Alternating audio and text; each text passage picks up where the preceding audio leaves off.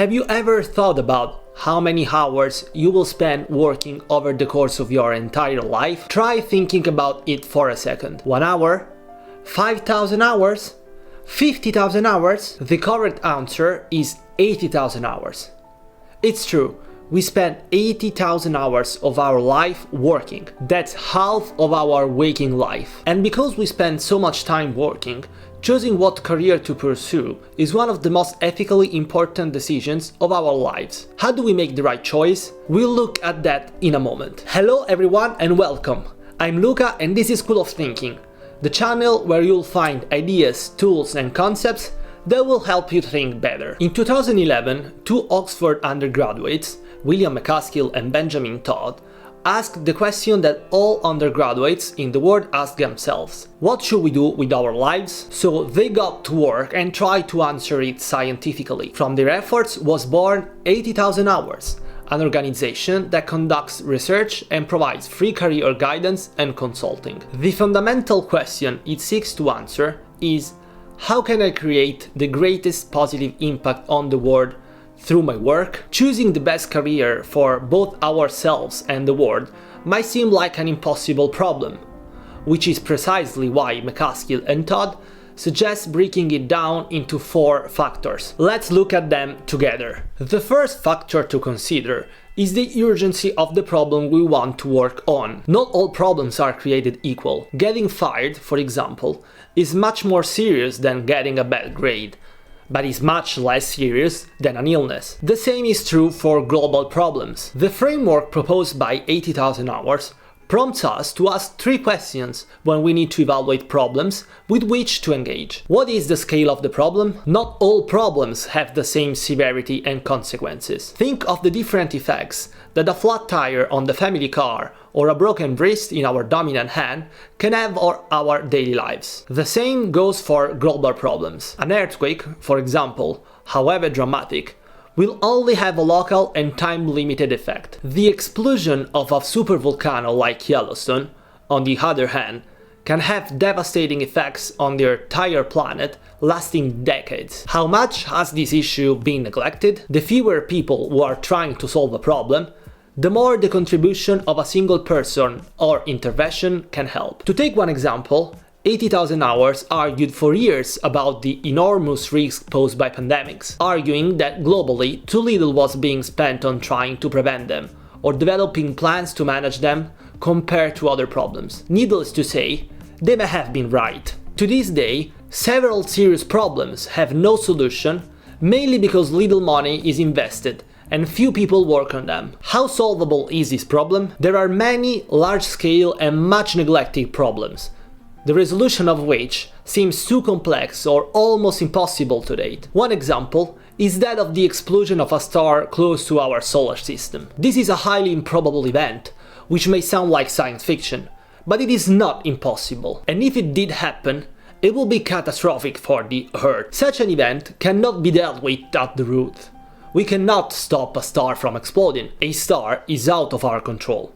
We can only calculate the risks and think of different solutions. However, for other problems, such as reducing the number of deaths from malaria, there are simple interventions that can create an extremely positive impact.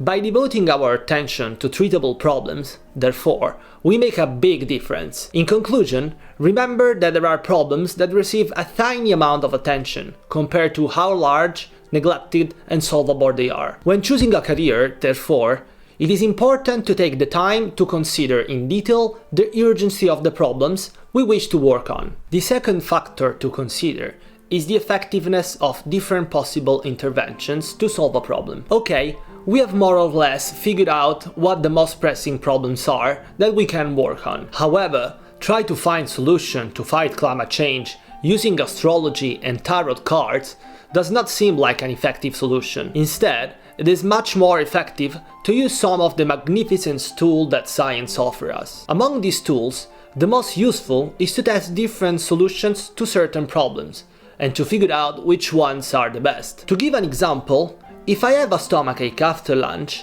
I can try to remove cheese for a week, then tomatoes, then foods with gluten and so on, measuring my level of stomachache in the afternoon. After a few weeks of testing, I take my data and try to figure out which single food causes me the most stomach discomfort. When I have identified it, I can eliminate it altogether and continue testing. If my average stomachache drops, then the act of eliminating food X at lunch has proven to be the most effective intervention. The same applies to solving larger problems. For example, using astrology to avoid the effects of climate change can in no way be a solution. The goal is laudable, but the tool used to reach it is totally ineffective. Instead, investing in highly specialized research groups, creating organizations that attract talent, and lobbying governments to propose laws on this issue are much more effective solutions. The third factor is focusing on solutions to which we can make a greater contribution. To do this, we need to assess how many resources, economic, professional, or personal,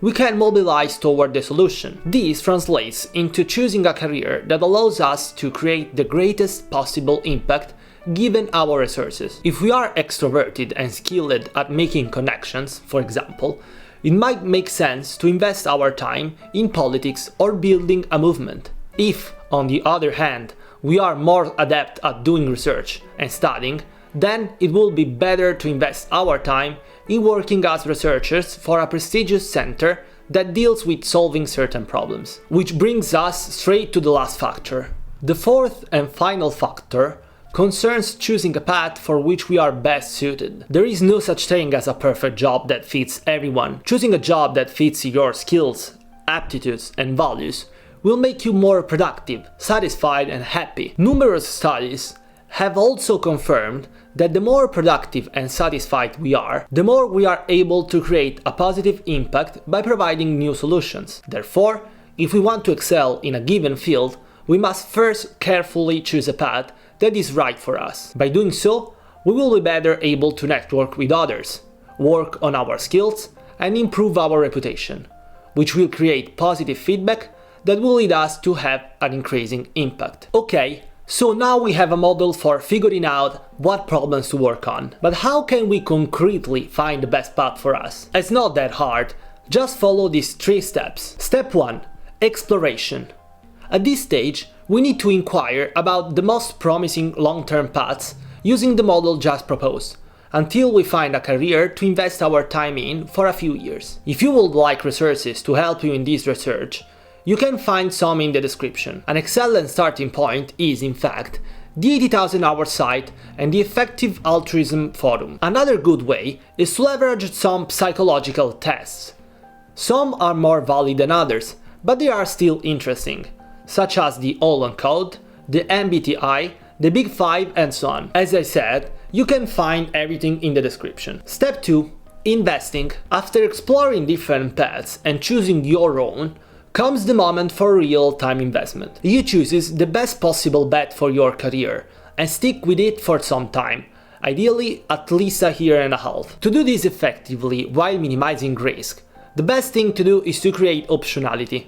That is, to choose a path while always having alternative plans in case things don't go well. Step 3.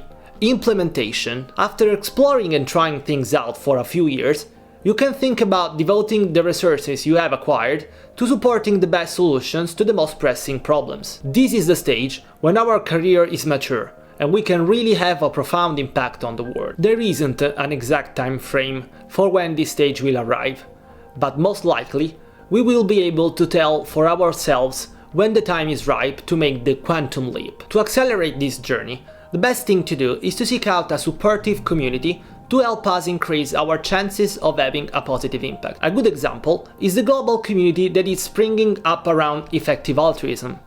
But any group of bright and supportive people can help us move forward. Very well, we have seen a useful model for how to make the best choices for our career. Let us know in the comments below what kind of career you have picked or which one you plan to pursue. And if you are still unsure about your choice, you can find some links in the description that will surely help you. Happy reading and see you in the next video.